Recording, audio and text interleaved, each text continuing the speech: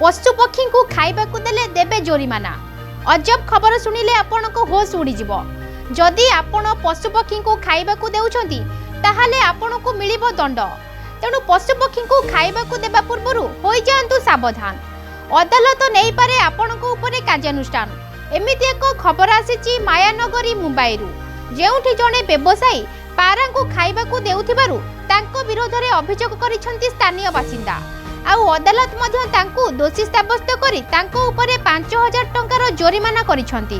कथाटा आश्चर्य लागुथिले मध्य सत अटे। तेबे घटनाटी किछि एपरि थिला, सर्वसाधारण रे पारा मानकु खाइबा को देबा जोगु सेमानको मल द्वारा अनेक रोग सृष्टि हेउथिबार अभियोग हेउची।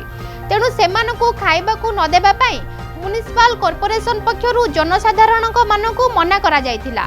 तेबे नितिन सेठ नामक जने व्यक्ति पारा मानकु खाइबा को देउथिबा बेले स्थानीय बासिंदांको नजर रे आसीथिले, जहाकु नै सेमाने म्युनिसिपल कॉर्पोरेशन रे खबर देबा परे भिडियोटी आधार रे तांको ऊपर कार्यानुष्ठान निया जायछि। तेबे दर्शक बंधु, एही भली अजब नियम करी दंड मिलिबा एवं जोरिमाना देबा आपनको केमिति लागुछि बा आपण एहाकु केमिति देखुछंती, हमकु कमेंट माध्यम रे जणांतु।